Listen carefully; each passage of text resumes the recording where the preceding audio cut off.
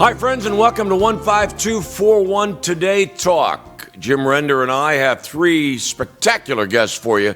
Tell you about them in a moment, but before I do that, want to thank our coordinating producer, Linda Dunzinski, and also our producer-director, Glenn Ward. And by the way, it's right and fitting that I tell you that if it wasn't for Glenn Ward, the Upper St. Clair community would suffer greatly because he does a tremendous job with Channel 7. Congratulations, Glenn. All right, now to our guests, and I am so thrilled that these dear friends of ours have agreed to come in and talk with us today. First of all, gentlemen from KDK Radio and 93.7 The Fan, Paul Alexander, sports director, head honcho, versatile play-by-play guy, host, Penguins shows, Pirate shows, Rob King, and the sports director of Channel 11 LB Oxen Rider. Let me ask each of you an opening question by Paul. You, first of all, explaining how was it that the road that moved you into broadcasting and got you to where you are? Pretty simple. I wasn't good enough as an athlete to pursue anything like that, so the next best thing was talking about it. I started with the morning announcements in high school, at Churchill High School. We did a show called Before the Bell, and it was 1979, not a bad year to report on Pittsburgh sports, so I had a little 5-minute sportscast I did every morning while I was still in high school. He's still getting residuals. Those are on rerun right now. I have to a shout out to Lee Schaefer. He was our coordinator for all of that, and I also did the girls' basketball games on a local show, a local station just like this one. And he just recently, he's now with Woodland Hills, they're doing their high school football games in HD. I mean, this guy was so ahead of his time, it was unbelievable. So I got the bug very early, and I loved every second of it. Rob, for you? Well, for me, it's always been sports. And kind of like Paul, I really had Paul got started a lot sooner than I did. I was an English literature major in college. I thought I was going to go, I took my GREs. I was either going to go to business school or law school. And wasn't really thrilled with either idea. And a friend of mine, I still remember where I was at an Amoco station on Lindell Boulevard in St. Louis, complaining to my best friend, I don't really want to go to law school. He said, you should do something, get involved with something like maybe in TV. And it was an Amoco station. It was an Amoco station, yeah. I remember exactly where it was, Lindell Boulevard in St. Louis. And it had never occurred to me. I just thought people that were on TV were like, I don't know, how do they even get there, you know? So I applied. It was midway through my junior year of college. I applied myself to that and got lucky breaks along the way. And once I got to Pittsburgh, I never wanted to leave. I've been here for 21 years, and so it's been a very fortunate road for me. LB? Well, I always tell people that it helps when you're desperate. When you want to get into this business, you have to be a little bit desperate. I'm going to try to make this quick.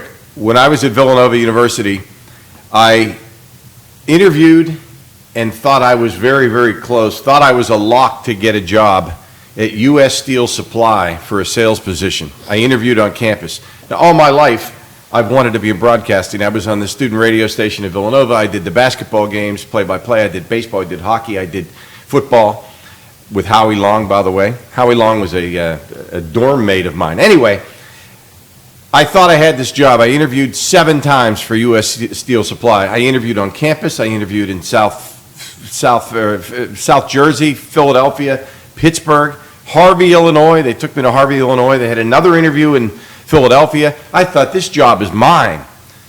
Well, I didn't get the job, and I could never understand why. And then about 10 months later, after I graduated, I was still unemployed, looking for a job in television or radio, and I had this big pile of rejection letters. And I finally got a call from Grand Junction, Colorado, and they said, we want to pay you poverty wage to be our sports director. Can you get out here Friday? And I said, how much are you offering? And they said, $170 a week. And I said, well, can you give me some more money? They said, no. Can you pay my expenses? No. I said, I'll take it, because I was desperate. Had I gotten that job at U.S. Steel Supply, I would have never taken the job in Grand Junction, Colorado. But I was desperate. I wanted that job, and lo and behold, I got the job, and that's how it all started for me. You know, I'm surprised. Excuse me one second, but I'm surprised that you were going for this U.S. Steel job, because you had that big break as broadcaster for a night in high school. Well, actually, that was right after I graduated. That was July.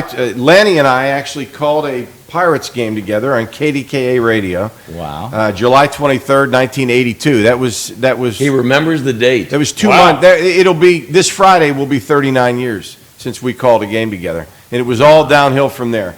No, I interviewed with U.S. Steel Supply because it was the thing to do in the Career Development Center at Villanova. They said, let's line up some interviews.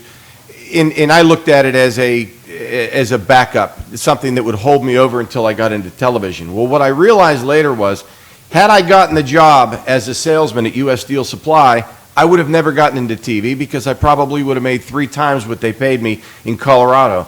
I always tell young people that want to get into this business, it's good to be a little bit desperate. It's good to work a job to make money. But don't settle into a job that you think is going to be your career, because you'll never go into this for the money they pay in these small markets. You made $20 more a week than my first job. Yeah. 150 a week, WMAJ I spent it State well. College. Yes. Is that right? Yep, 150 a week. And we all have those stories. So I had 2 job offers. I was working as a producer in St. Louis, which paid decent money, and I had 2 on-air job offers. One was the first one that I almost took was in Rapid City, South Dakota, where the news director told me. Nothing rapid about Rapid City. The news director told me it was similar wages to what Albie's talking about, and the job I eventually got in Utica wasn't much more. Now you look at that first paycheck and you're like, "Ooh, Wow. man, how am I going to pay for anything?" But they told me in Rapid City, South Dakota, that bear hunting was a sport, and the World Wrestling Association was a sport, that I would be reporting on that. And I was, like you said, desperate, and I was just about to take it when I got a call from Utica, New York, which was close to my hometown of Cooperstown, paid a little bit more money and no bear hunting and no wrestling. and I took it, but I almost left that job. I almost left the TV business a couple years later to take a job selling title insurance in Dallas. Wouldn't that have been exciting? Yeah. And sorry but I mean, it just You have wasn't. been working with Tommy Maddox. An office job, it's not for me. It's not who I am. And but then I got again, you talk about timing, almost went to Rapid City, instead went to Utica, which was a better move, almost went to Dallas to get out of the business altogether, and then got a job offer from my old station back in St. Louis while I was mulling over that offer. And I have just been so thankful ever since that it worked out the way it did. But there's some serendipity involved for sure. I always tell people as well, Lanny, that your break is beside you in the cafeteria. Your break is walking past you on the street. You don't know what your break is. When I was at Villanova, I used to do these, and since I was young, broadcasting is what I wanted to do. My brother claims to have a cassette tape of me calling play-by-play of a chess match between a couple of my siblings. I'm the 7th of 12, and I always kid people that by the time I finally got a job in Grand Junction, I said to I went 10 months out of college without a job offer. And on the same day, I got a job offer at WHAM in Rochester to do radio, and Grand Junction, the television job. And I asked my mom and dad, what do you think I should do? Rochester's a lot closer. I think it's a little more money. My mom said, go to Grand Junction, because you'll be one of those radio guys trying to get into TV if you don't take the TV job while it's there. And she was right. So I took the TV job. Anyway, it's funny how things happen. And when I was at Villanova, I used to do the play-by-play for the basketball team. And Raleigh Massimino came to me and said, can you do a recruiting tape for us?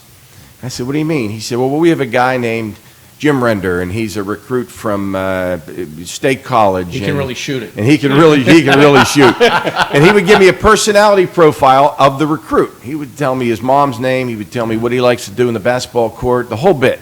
And we would write a script, and we would dub in crowd noise, dub in Budweiser commercials, the whole bit. We had halftime interviews with the assistant coach, and we had the recruit being the star of a game that we made up in the future, and it was always a big game. It started off, Mark Marotta from Central Catholic in Pittsburgh ended up going to Marquette. Mm-hmm. We didn't get him. We had him as the hero of the Eastern 8 championship, But as we went along, the game became bigger, and the players and the recruits became bigger. I did one for Patrick Ewing, and I would make up this. I would go into That didn't go well either. It didn't go well either. But the good news is, So we did 4 of them, and we were 0 for 4. The 5th one we did was for a guy named Dwayne McLean, who was a 6'6" shooting forward from Worcester, Mass. He went to Holy Name up in Worcester. He had played AAU with Patrick Ewing up in Massachusetts, and Ewing wanted him to go to Georgetown very badly. So we did a tape, and we had him beating Georgetown in the national championship in 1985 at Rupp Arena in Lexington, Kentucky, and it all ended up coming true. So the point is, I made up this tape. So real fast, by the time this broadcaster for a night came along, I graduated from Villanova. I'm now hanging out, and I'm wondering what I'm going to do next. And Jim Rooker's daughter was getting married on July 23rd, 1982. Maybe the 24th, because it might have been a Saturday. So this Friday night, they needed somebody to fill in for Jim Rooker. They picked 3 winners. One ended up being me. I called a friend of mine who was a salesperson at 3WS. I went into the production studio at 3WS. I wrote a script to a game, because the baseball games I did at Villanova, I didn't even have any tape of them. I made up a game, dubbed in crowd noise, did the same thing I did for those recruiting tapes at Villanova, sent it to Harry O'Toole at KDKA, and I was one of 3 winners. And I promised to wrap up the story here.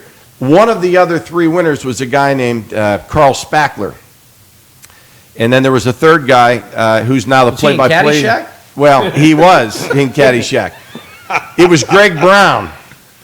Greg Brown worked as an intern for the Pirates, or an entry-level position with the Pirates, and was not allowed to enter the contest.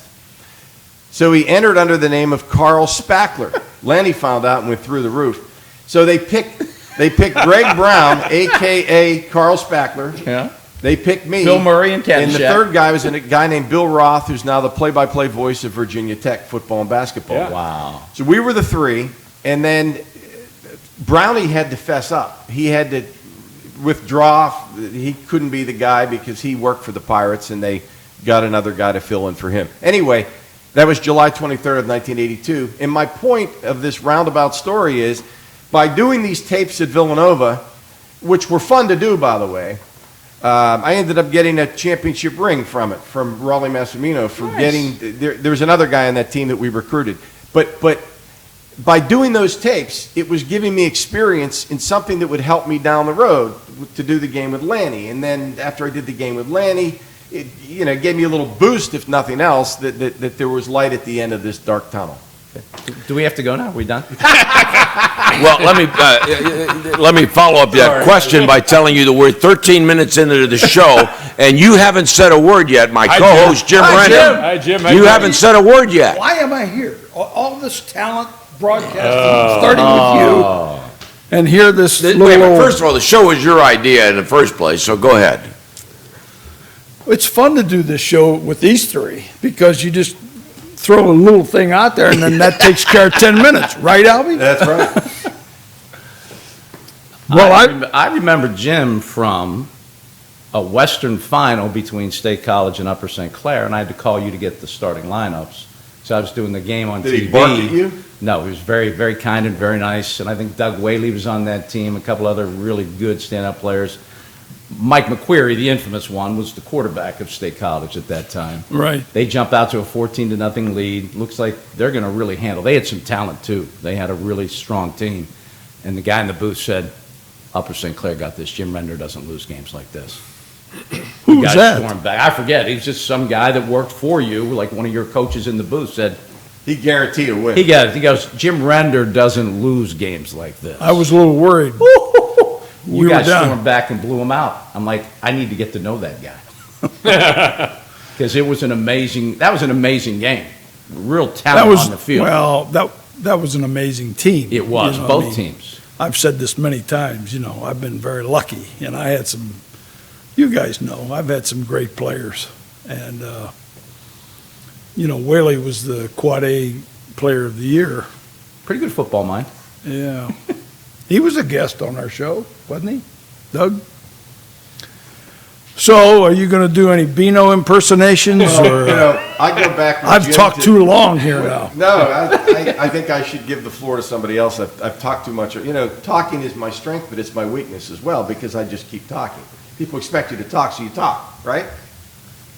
Oh, Say yeah. something. No, especially in this show. We're happy to have you guys, whatever pops into your brain, that's what we want to hear. Jim Render, your great team, was it 89 that won state championship? I think you were. I think that's the team I'm talking about. Yeah. Yeah. I spent a lot of time with Jim that year because we literally, Gary O'Dada and I, Oh, our geez. photographer, we covered about every game that year, and especially in the playoffs, every single game along the way, all the way to the state championship. I remember you covered the post-game celebration in the hotel. That's right, at the Hotel Hershey. And you did quite well. Yeah. As Yeah. part of that celebration. It was a great time, and somebody sent me a picture of that recently, of maybe it was a state championship. So I go back with Jim, and then Jim became close with Beano Cook because Beano would go down to the Steelers pregame meal. He wouldn't stay for the game. He'd Never. just, you know, Penguin, same thing. He'd say, "Forget the game." I'm gonna This- go watch. I'm this gonna is go the watch stuff that McMillan matters. and Wife. McMillan and Wife is my show. It's on at 9:00. He found out. Murder, She Wrote. I don't watch- oh, yeah. That was his show. I don't watch the games. He used to love the fact that he said, Pat Summerall used to be an English teacher. And I said, oh, really? He said, no, listen, when he does the promo for Murder, She Wrote, there's a comma after murder.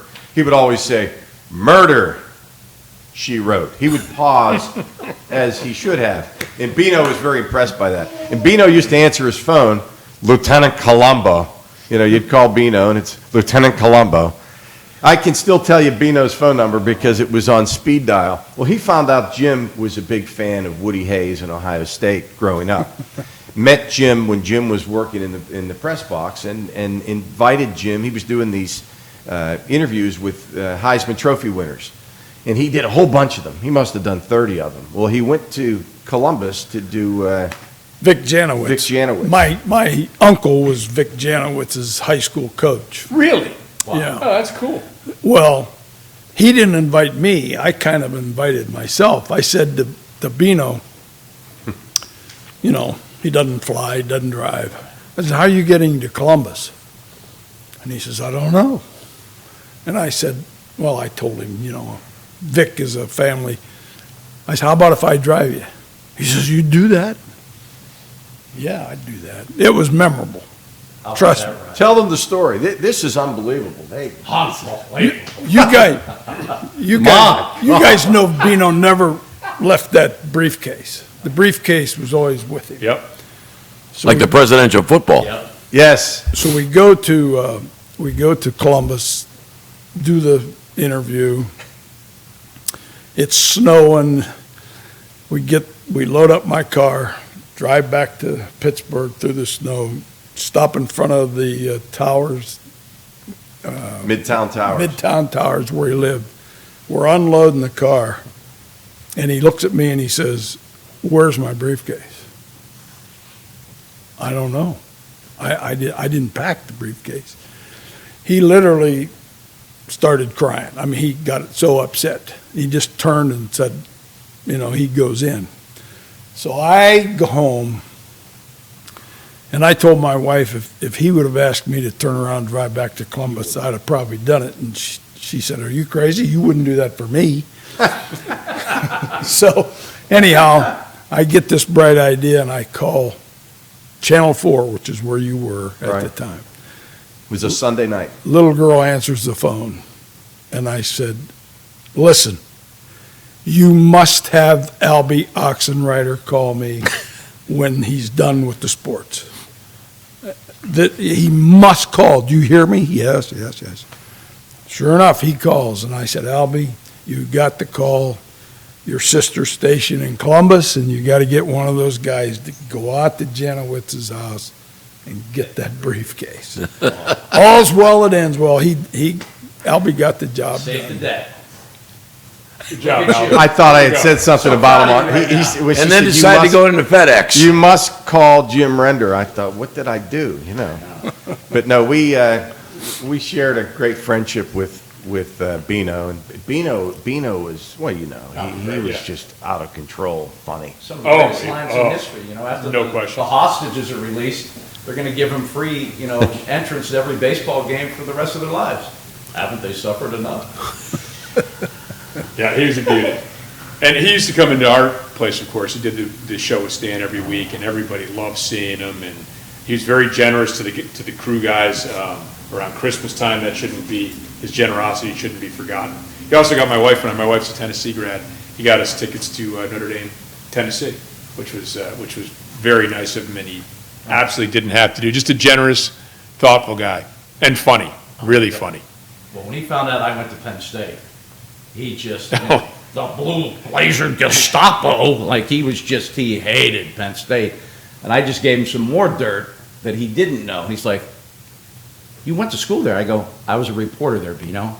I reported everything that I saw. I told the truth.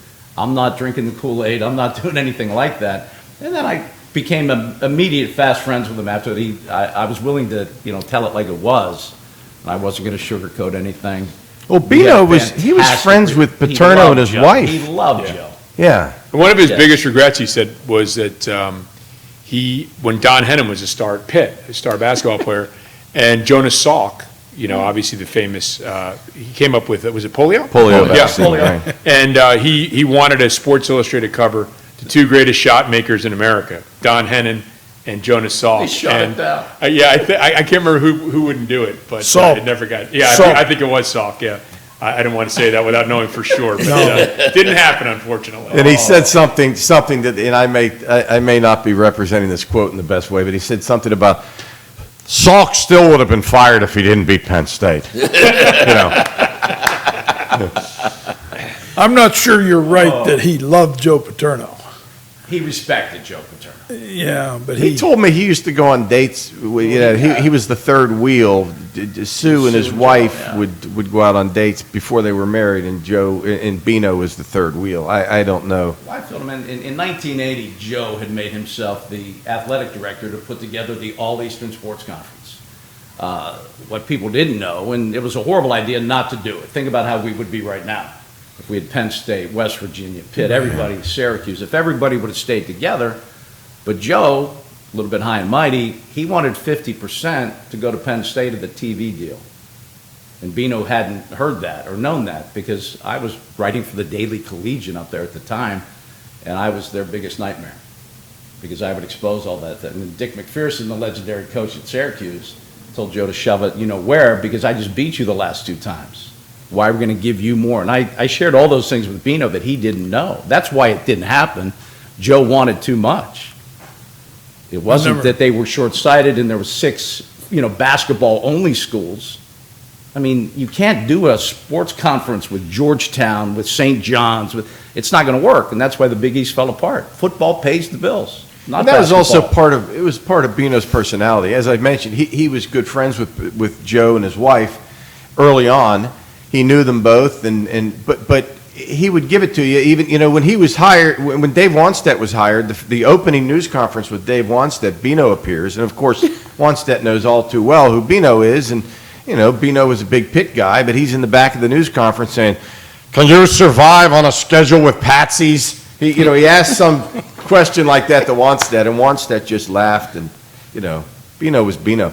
One time... He bet $5,000. Remember yes, the Howard Baldwin? Howard Baldwin. Yeah, he bet him. He said Howard Baldwin took over ownership of the Penguins, and Bino Cook, was essentially basically called him a carpetbagger. So you're gonna be out of here with the team, or you won't own the team in I think it was 5 years. And he goes, or a couple of years, whatever it was. I'll bet you $5,000. And Howard Baldwin said, "You're on," and Bino had to write him a check.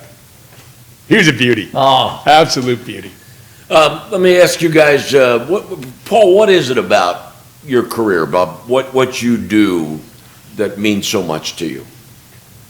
it's really the relationships and the stories. I mean, I would probably be as content as Bino was to go to the pregame festivities, the pregame meal with the media, and just tell stories, and then, oh yeah, it's a pretty big game. But if the game's really not that big, it's just another game.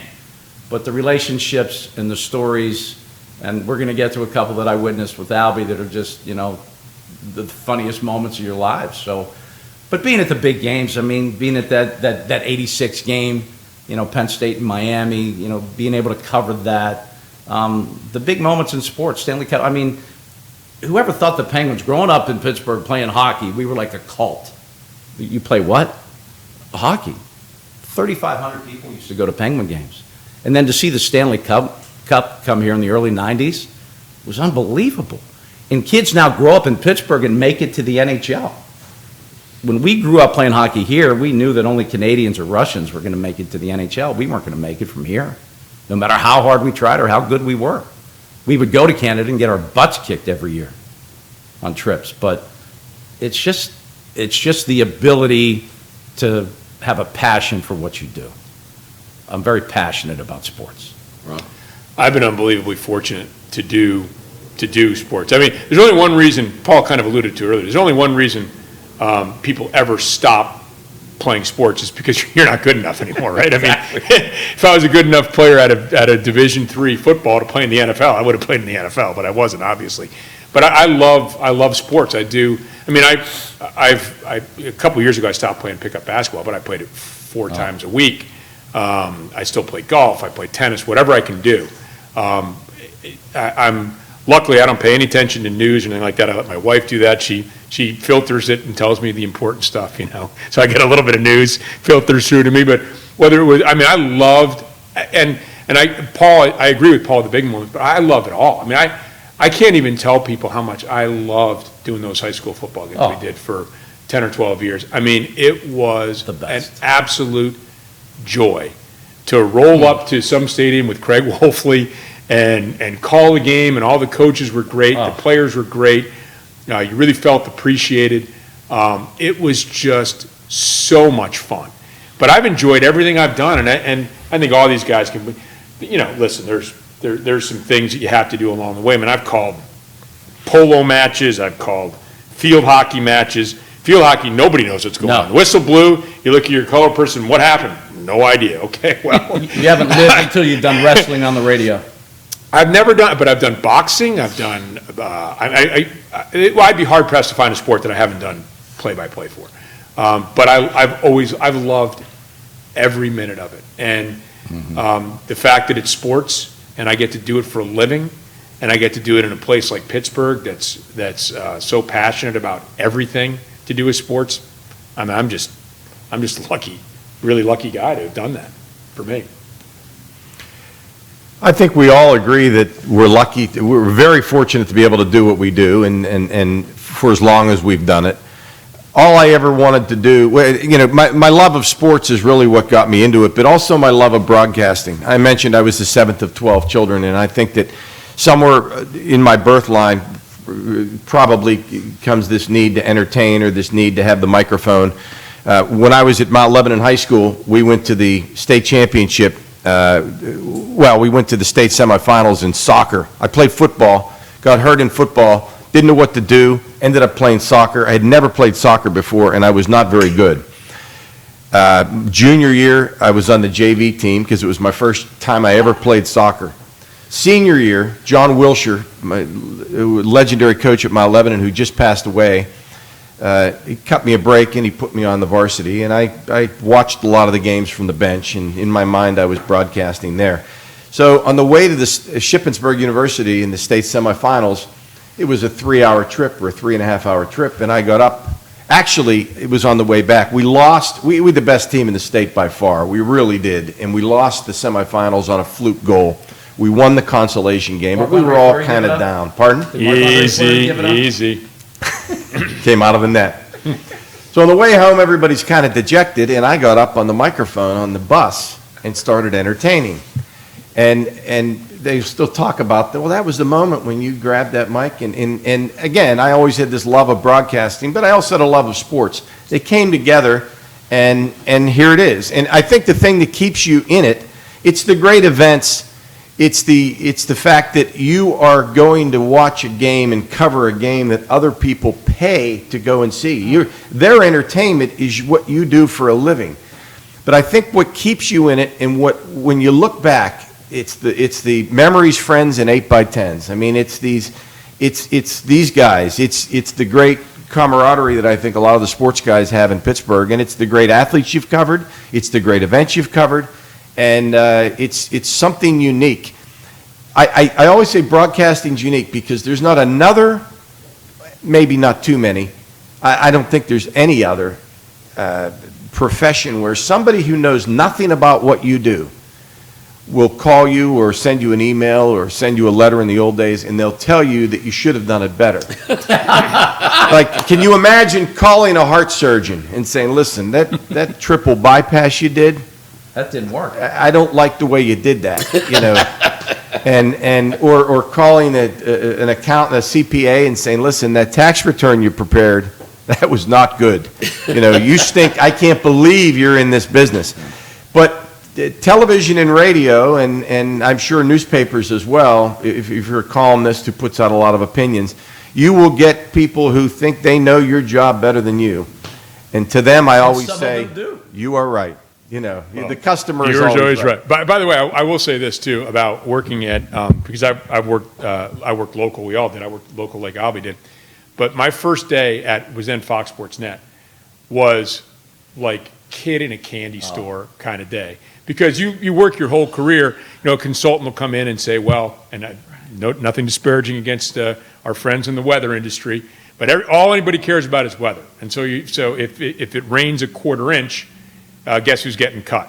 Sports. You go from 3.5 minutes to 2:45 or maybe 2:15, or that package you worked on, it's out the window, forget it. So that's just the way things go. Hey, can I get a camera to go when I was in Syracuse? Can I get a camera to get, you know, cover the Georgetown-Syracuse game where there's 33,000 people? Well, no, there's a common council meeting downtown, and you go in, there's 6 people in chairs at the common council meeting, but they get the camera and you don't. That's just the way it is. So my first day at Fox Sports Net, by the way, and talk about a collaborative effort there. Everybody who's there loves sports. Photogs, ideas come from everywhere. It's great. It just makes the whole product better. And you can talk about X's and O's. Oh, absolutely. That's all you talk about tailgating or what food you should prepare, like Right. you do at the local station. So- No offense. So the first day I was in there, they have a meeting, a production meeting, and you know you're kind of flinching because you know you're not going to get a camera, right? We're going to go out and cover this, and then someone's going to get a scenic shot for the end of the news, and someone's going to cover this story, and it was just okay. We're going to take this camera and cover Pitt. We're going to go over here and cover the Steelers. We're going to use the other camera to cover the Pirates, and I was just like, wow. It was like I was in Oz. I mean, it was, and it's been that way ever since. It's the My not favorite- to My favorite It was great. conversation I ever had with a news director, he will remain nameless. He was a consultant prior to coming to Pittsburgh to be the news director. And they just cut my sportscast, and it was really for no reason whatsoever. And I said, here's what you and I need to do. Let's open the first weather bar in Pittsburgh. We'll have guest meteorologists, radar all the time. Let's see how many people show up to the weather bar. Because you think that everyone cares about weather. They need 15 seconds. Today, tomorrow, tonight, and the weekend. That's all they need. And they have ESPN. I go, you have the Weather Channel with locals on the 8s. ESPN doesn't have local on the 8s. They don't give local sports on ESPN that we need to give our viewers. This is a sports town. Wake up. Didn't go well. I wasn't at KDK much longer after that, but I didn't care. That just made me insane. People talk about sports constantly. That's all people talk about. The weather, it affects everybody. Can't you just spray it? I got that question. Yeah. Which is spraying it is like you go in, you shoot a little something, you shoot some video, they cover it, they can do a VO in the newscast. Say the Common Council meeting happened today, you spray it, you get a little information, and that's called spraying it. Can't you just spray the game? We had that doesn't really do us any good. Years Can't you and just years- shoot the highlights? I was Years asked and that years once, ago, too. before the Penguins were on television every game, there was a photographer, this is 35 years ago, maybe 40 years ago. There was a photographer that they talk about who was going to shoot the Penguins game, and he said, I've not shot hockey before. Any tips? And somebody said to him, just shoot the goals. And he walked away and he scratched his head, you know. Hey, listen, we all go through this local sports versus local news. You're within a newscast. You don't have that problem right now, but No.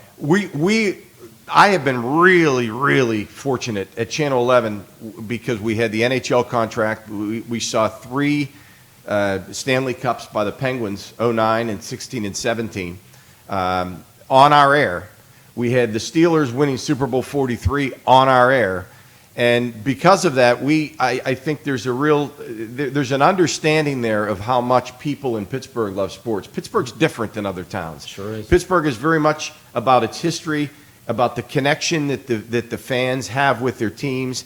And I'm so lucky because I've worked for a place where I've been the conduit between these fans who love their teams and the teams and the players. And, you know, when I look back, you know, you talk about all the sacrifices that we made. And, I mean, they're not big sacrifices when you really step back, you think, a big deal. You worked for a little bit of money. Right. I would have walked to Grand Junction, Colorado when they offered me that job. Again, maybe because I was desperate for a job. I don't look at it as you know, woe is me. I had to go to – no. I would have literally walked to Grand Junction. Step, that's all. And along the way, you know, you think about it, there are frustrations, there are aggravations, there's time when you don't have enough money to buy, you know, groceries. I mean, I lived on peanut butter and jelly and macaroni and cheese for a couple years. But you don't remember that. You don't, like, you know, I remember, you know, the great teams and the great athletes and the great championships and the great people like Rob and like Paul and you know, people like Jim, covering Jim's state championship and getting to know him over the years, and you, Lanny, you know, when we did the game together, and we've been friends ever since. I played golf along with Rob with Arnold Palmer. Mm-hmm. I played tennis in a doubles match with John McEnroe. I drove Pete Rose to the airport from Monroeville. Spent an hour and 15 minutes in a car with Pete Rose, and then literally as I was driving Pete Rose to the airport, I kept saying to myself, is this a dream? I'm going to wake up and this is going to be a dream. I'm in the car with Pete Rose. No, we had a great conversation. It's a long story how that came about, but I interviewed him out in Monroeville, and I was kidding with him. I said, all right, thanks for the interview. I said, if you need a ride to the airport, you let me know. And he saw me a few minutes later and said, is that ride to the airport still available? I said, what are you talking about? And he said, my Uber or whatever he was going to take can't show up. And it was a day of like the Kenny Chesney concert. Oh, geez. So we're driving from Monroeville, and all of a sudden we hit this traffic around the Squirrel Hill Tunnel. And, traffic. He had a flight. I said, when I worked at Channel 4, every day I went down to do a live shot at Civic Arena, there was this traffic. There's always traffic here. We got through the tunnel, there was more traffic. What is this? Oh, there's a Kenny Chesney concert. Oh, we're not going to make it. We made it. But the point I'm making is the great things that are available to us because of what we do, you know, and people you get to know, Lemieux and Jim Leland and Sidney Crosby and Willie Stargell. Think about how and Jim Render. Think about and Bino and Lanny Cook, Fratteri. and Bino Cook and Lanny Fratteri. Think about how great our lives have been professionally that we're able to enjoy all. So by the way, this was before I was a broadcaster, but I grew up in Cooperstown. So one year a guy was running a baseball card signing exhibition. So he asked me to pick guys up at the airport. This was my job. I got paid for this. Pick these guys up at the airport, make sure they're having a good time, take them around to parties, make sure they get back home safely, take them back to the airport. Early Wynn, Eddie Matthews, Warren Spahn, Lou Burdett, Whitey Ford was in and out of it. And the guy knew I was a sports fan, so he's like, take it easy on these guys a little bit, you know. So I would pick them up at the Utica airport, and I'd be like, how was your flight, Mr. Wynn? Good. Who's the toughest batter you ever faced? I was all over it, man. But it was so much fun. They actually, that was the last, I think I was 20 or 21. That was the last autograph that I ever sought out in my life. I asked Eddie Matthews, he said, look, you just spent this whole weekend with us. Why would you want anything signed? Why would you want anything signed from me? And I said, well, we'll sign anything. We go, okay. And I was like, when he left, I was like, that really is true. You know, I just had a great weekend. It was a lot of fun. But I do have the autographs. I did get Just talking to them. Just talking to him was fabulous. It was just absolutely fabulous. I've got a great drive to the airport story, if you give me a second here. I was in Steubenville, and my friends in East Liverpool had this golf tournament, Lou Holtz golf tournament, and he would have celebrity guests every year.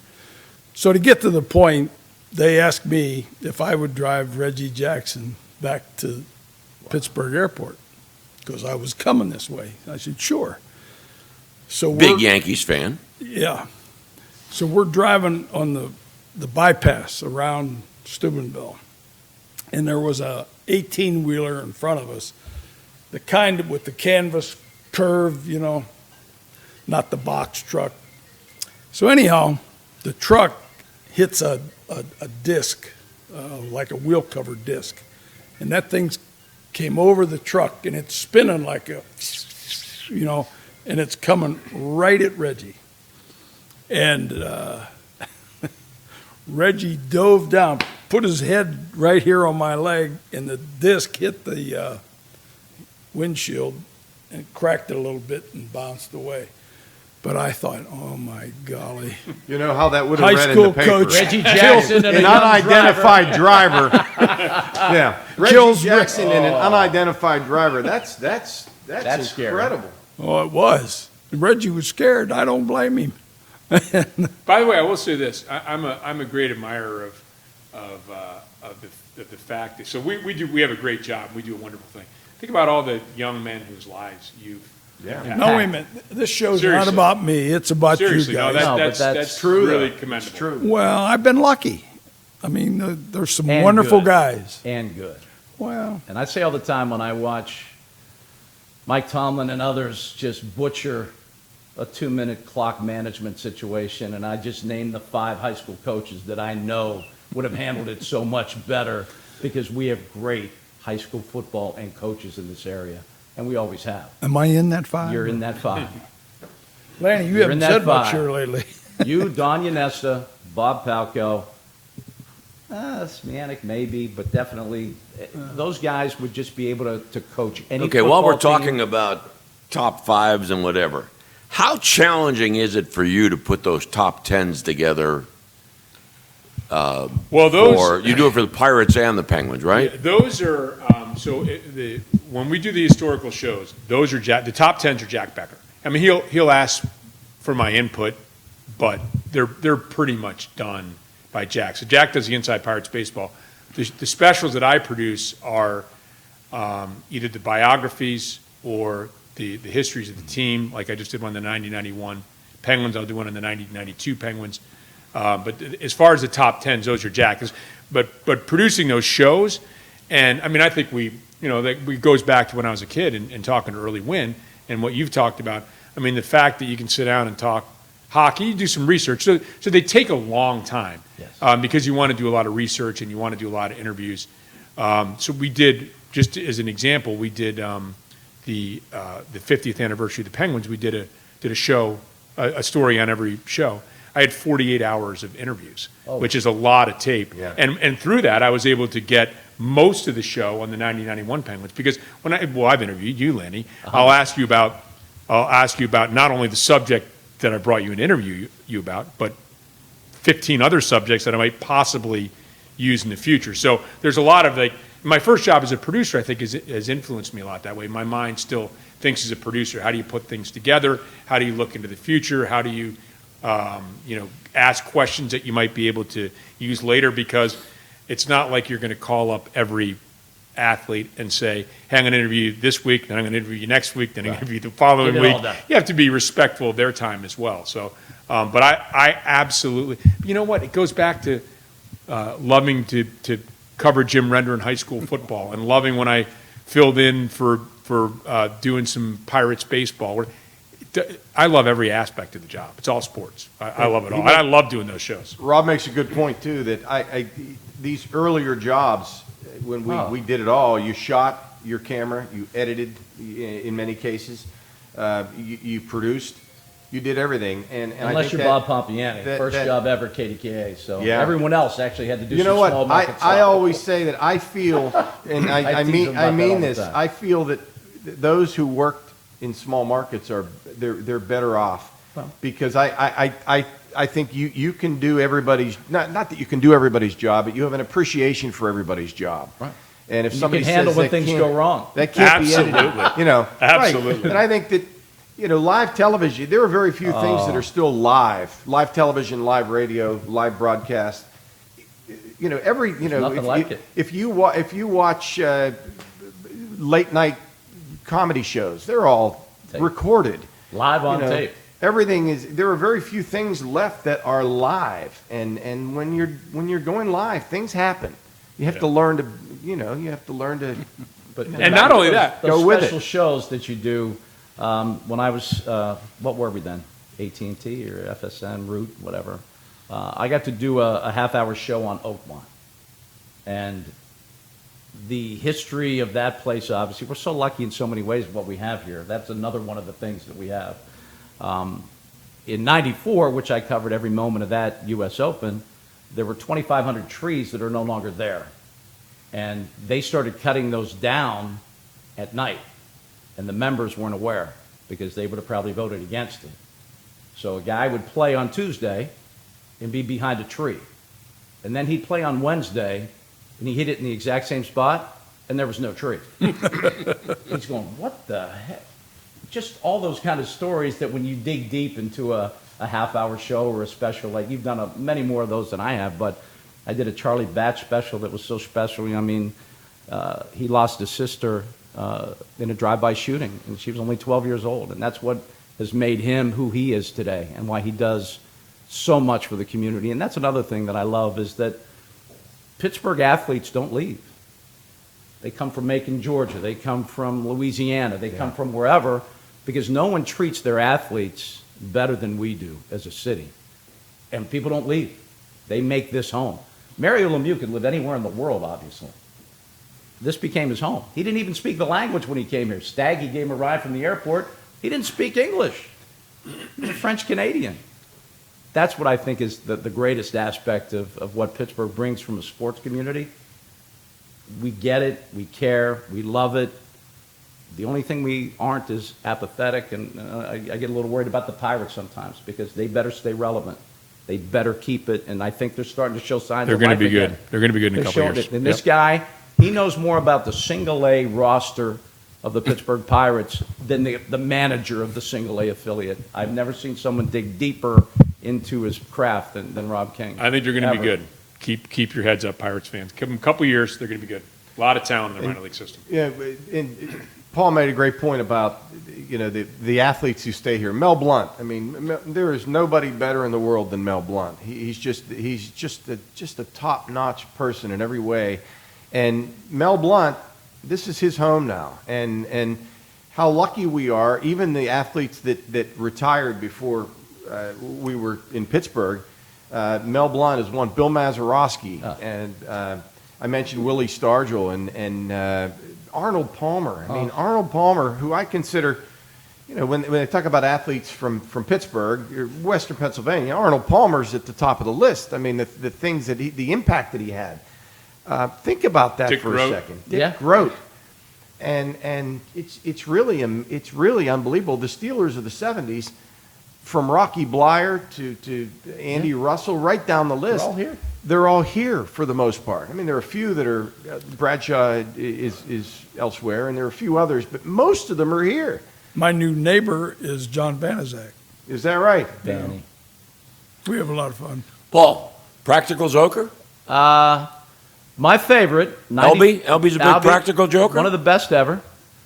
He was really big in '94 for whatever reason. And I was still working in State College. Was that your peak year, '94? It was one of his best. Apparently. But I came with the story he's about to tell. I covered everything in Pittsburgh that I could. I went to spring training every year. I made Altoona a pretty decent Pittsburgh market. At least I tried. I was really proud of that. So we're coming back from a press conference in '94 in Pasadena. Penn State's undefeated and playing in the Rose Bowl. And our hotel, there's a big wedding reception going on. And we were with Smizik and I forget who else. Bob Smizik, it was Paul. We're all coming back. We all have suits on. We're all Couple dressed up. We're all doing our TV hits. And Albie goes, I'm going to go make a toast.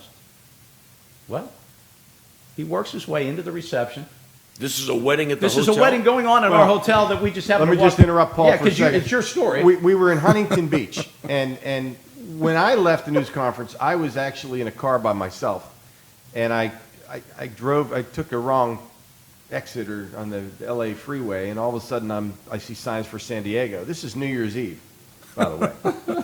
So I quickly turned around and got back, and I think it was probably 8 o'clock local time by the time you couldn't get dinner anywhere. Right. So Bob Smizik and Paul, and I think there were two others. We had pizza in the lobby because you couldn't get hotel reservations. So Smizik said, "Can you believe we're eating pizza on New Year's Eve?" And I said, "Well, there's a wedding across the way. We ought to go over there and maybe we can get some food." And he said, "Well, how are we going to get into the wedding?" I said, I'll give a toast. So you can. By the way, I've heard this story from Paul, Bob, and Albie. So It kills me every So time. the beauty of Albie, working a room like no one else can, he finds an aunt or someone on the web and goes, hey, what bride and groom's name again? How did they meet? I mean, you did a quick interview with Aunt Betty, got all the intel that you needed, pops up, grabs the microphone, just talking to Aunt Betty. Jim, you probably even remember the bride and groom. Bob and actually this, and again, I'm going to try not to go long on this, but for the record, we didn't even eat food there. This was more of an adventure than anything. But Smizik said to me, you might want to get an older person from the family to go up with you. So there was a woman, and I said, excuse me. I said, my name's Bob. And what else to say? My name's Bob. I said, I went to high school with, and by the way, the bride and groom were Bob and Susan. Bob and Susan. I came up with the same name as the groom. My name's Bob. I said, I went to high school with Bob and Susan. I don't even know if they went to high school together. I said, would you mind going up and helping me give a toast? And she said, well, I'm Aunt Anna. I'm the bride's aunt. I don't like to be in front of crowds, but I'll go up with you. So we go up, and the DJ quiets down the crowd, and they said, we have a very special moment from a very special friend, because I had told the DJ I'm a friend of the bride and groom. So I get up, and the whole place goes silent, and Paul and Bob Smizik, they were in the corner. Just sitting in the back. And I think I wore your blazer. Uh-huh. They said, you better put a blazer on. I had a golf shirt. I put a blazer on, and I said, my name's Bob. I said, many of you know me. And there were a couple grunts, and I said, many of you don't. I said, but I went to high school with the bride and groom, and again, I don't even know if they went to high school together. I said, sure, they've had their problems. Who hasn't? Actually, I didn't say that. Now I'm exaggerating. But I gave this nice toast, and it was a real schmaltzy. I said, New Year's Eve is a time where we can reflect on the year past, and we can start anew, and this beautiful couple, and So I give the toast, and Smizik is telling me to wrap it up. So I go to the corner, and he grabs me. He says, the bride and groom were changing in the bridal suite, but they're back. We got to get out of here. So we leave. We go back over to our pizza in the lobby.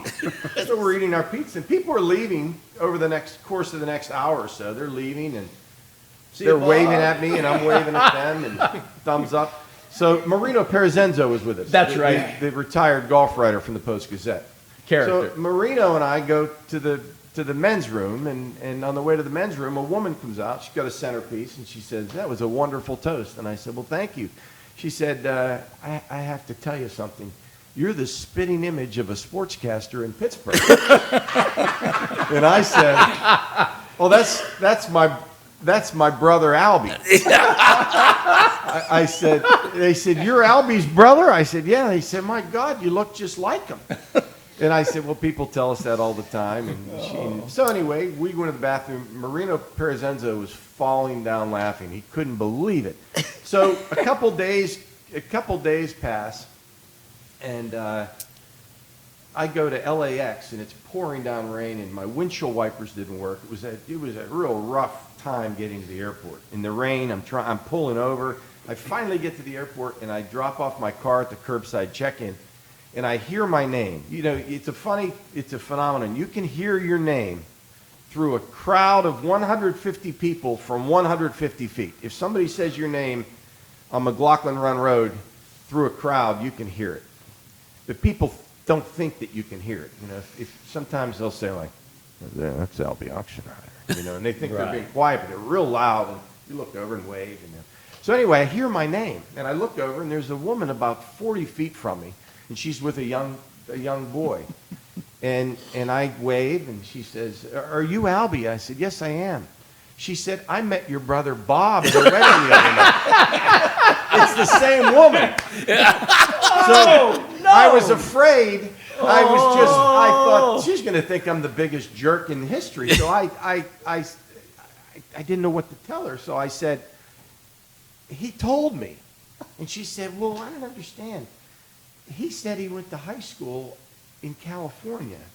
why? I thought you were from Pittsburgh. I said, well, I am. I said, every family has one, and he was ours. You know, Bob was ours. Yeah. Sure. He lived with some cousins. And Oh, my God. So anyway, I go in, I see her in the gift shop, and she looks at me, and she makes a joke. Are you Bob or Albie, you know?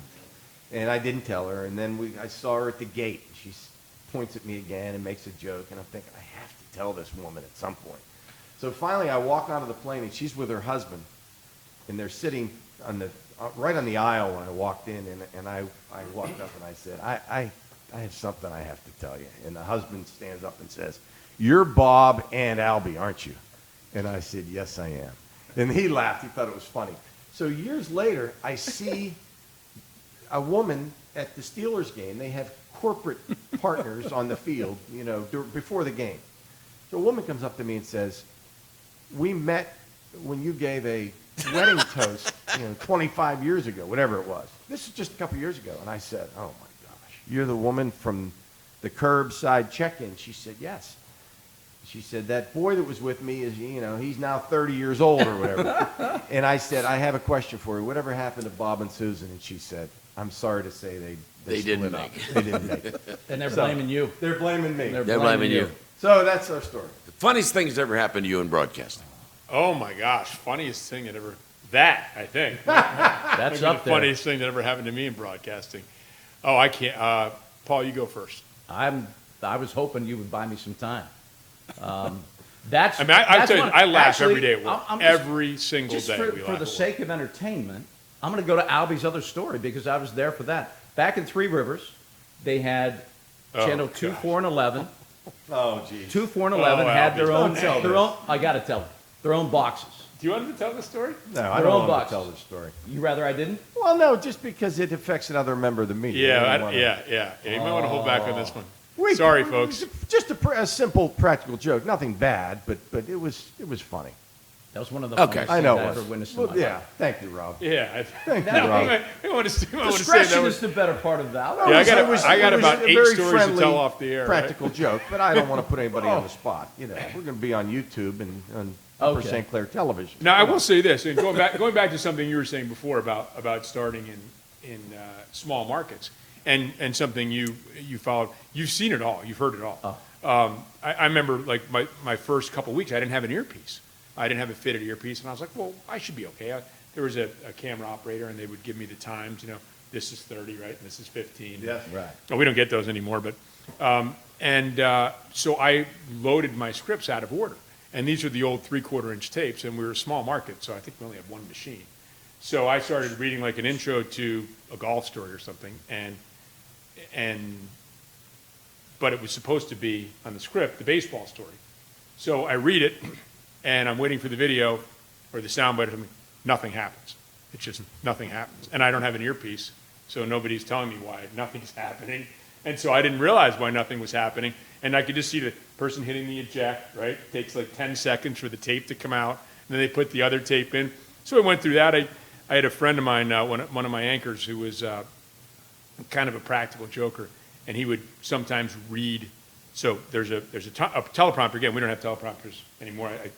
I'm assuming you guys do it. Yeah, we Right. tell you. So the words are what you've written on your script is in front of the camera. And you can't see it, obviously, at home. But people are reading what's in front of the teleprompter, and he would sometimes take my lead and so if I'd written, big night tonight for the Utica Devils, he'd say something like, well, big night tonight for the Utica Devils, and so now I'd try to ad-lib my way into the script and not say exactly what he said.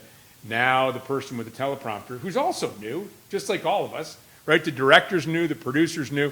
Now the script is going up and down and up. They're looking for what I'm saying, and they can't find it, and so just little things like that That's I an remember eternity.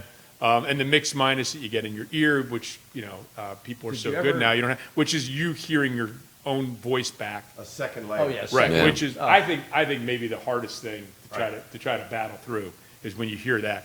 But luckily for all of us that have worked in those small markets, we've been through all that. So if it happens now, it's happened 30 times before in your career. I remember when I was in Grand Junction, we ran our own teleprompter. Oh, yeah, with a foot pedal. Foot We had a pedal? foot Oh, yeah. pedal, but before that, I had a hand pedal, which was or a hand, like a control. And you add, generally speaking, in sports, you might have a lead-in or an intro that's typed on the prompter, but you ad-lib the voice, highlights. the highlights, the voiceover of the highlights. You just write some notes. So I'm moving the prompter, and I say, well, the Junior College World Series began tonight in Grand Junction, and then I look down at the highlights. Well, the prompter's continuing to move now, and I'm looking at my notes that I've written. So then I look back up, and I'm on the 10th story instead of the first, So you do learn, and then you're trying to reverse it while you're, And Rob's right. When you have an IFB in, Did you have yours on the conveyor belt? yes, Yeah. that's how they. Yeah. My first sportscast ever had everything loaned up. I'm ready to go. Taped them up. Taped it up, ready Yep. to go. I hit reverse on the foot pedal, and my whole sportscast just went whoop, right off. I mean, I had scripts in my hand, and Tom Bradley claims he still has my first sportscast. He goes, I'm going to get it out when it's necessary. I'm like, we've been through enough already. I mean, if you have it, you would have brought it out by now. He said it was the worst moment I've ever seen anyone, including Kurt Angle, on television. Well, when I know we're running over here, but what else is new? This is a rare opportunity. They're always telling us to wrap. Yeah. So this is a rare opportunity. We can just keep talking for a couple more minutes. I don't have to rap as much as you do, Albie. That post-game show can go on forever, my friend. Yeah. Oh, Yeah. that was good. Which one's that? All of them. Yeah. You just keep going. Just keep As going. long as you want. Yep. Make sure you get the commercials in there. That's all you have to do. You have to, Yeah. you have to Hit get to every break and it You have to doesn't get to matter. break. So I get this call from Grand Junction when I sent a tape.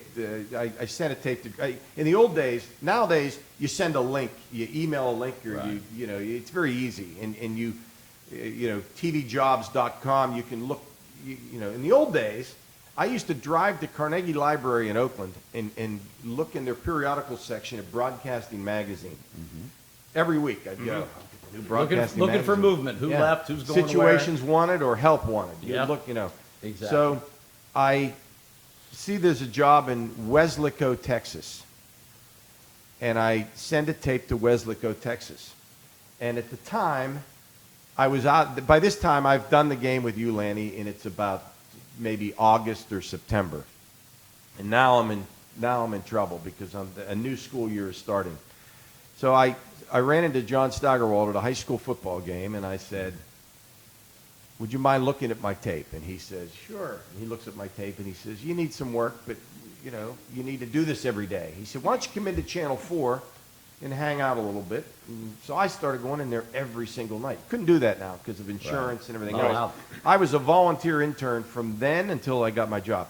So I go out to Carnegie Library. It says Weslaco, Texas, help wanted. I send a tape to Weslaco, Texas to a guy named Rick Diaz at KRGV Television. And he said, I thought I had this job. And I told Staggy, who I'm hanging out at Channel 4, I said, I think I got this job. And he said, if you don't get it, what's the first question you're going to ask? I said, what do you mean? What are you going to say to the person when you don't get it? I said, thank you? No, that's wrong. I gave him a bunch of questions. There were a bunch of things I would say that were all wrong. He said, no, you have to ask the person who didn't hire you who they hired because who they hired left created an somewhere. opening. Correct. So I call a guy, Rick Diaz in Weslaco, Texas, and I said, who'd you hire? He said, we hired this guy from Grand Junction, Colorado. I said, oh, Bam. I'm kidding. He says, what's his name? He gives me the guy's name. He said, do me a favor. He's not giving notice until 3 o'clock tomorrow afternoon, so don't call there before 3. So I called about 3:01. Guy answers, I can't believe your timing. Our sports guy just gave us notice. You're that good. I'm glad I didn't screw up the time change. So this is on a Tuesday. I send a tape overnight, FedEx. He gets a tape on Wednesday. He hires me on Wednesday after a little consult with my mom and dad, and they said, take the job in Grand Junction. I said, I'm leaving Friday. I got a one-way plane ticket through Denver on Continental 2 days after I got the job with one suitcase and one suit. That's all I had. Literally, it's all I had. So I land in Grand Junction, and I was expecting these green rolling hills of Denver, the Rockies and these pine trees. It was desert. I'd never been west of Chicago, and I couldn't believe it was just a desert. So the guy shows up, and he says, he's got a sign with my name on it. And he was the news director, and just a real great guy, but he wasn't a real warm guy when I met him. So I'm nervous as can be. I'd never been on TV before. I told him I knew how to edit, and I didn't. I told him I'd been on TV before, and I hadn't. And I mean, I'd been on TV, but not for a full-time job. So the first day comes along, and I've got to type all the scripts on the old Olympia typewriter, and then I taped them all together. I ripped them into 7, the old Absolutely. carbon ply paper. Yep. I ripped one for the audio guy, one for the director, one. Then I tape all the scripts together because they roll on I pull these slides, generic baseball slide, for What were they my shoulder. called? They had a name. I forget And what they were called. I remember shaking. OTS, I was over the shoulder. shaking Right. before I went on the air. I thought, I'm about to go on TV. Now, I was in Grand Junction, But that's my story about how that first time you go on the air and you ask why we get into TV. You get into TV because of that rush you get and the things you learn over the years that makes that a little bit easier. And now we just enjoy the fun. Well, this has been a most entertaining over an hour, but I want to thank all of you for, Jim and I are most pleased that you decided to spend some time with us. Paul Alexander, Thank you. Rob King, Thanks. and Bob's brother, Albie, auction writer. Thank you, Lanny. Thank you. Thanks for being with us, folks. 15241 Today Talk. Again, our thanks to coordinating producer Linda Dunzinski and our producer director Glenn Moore.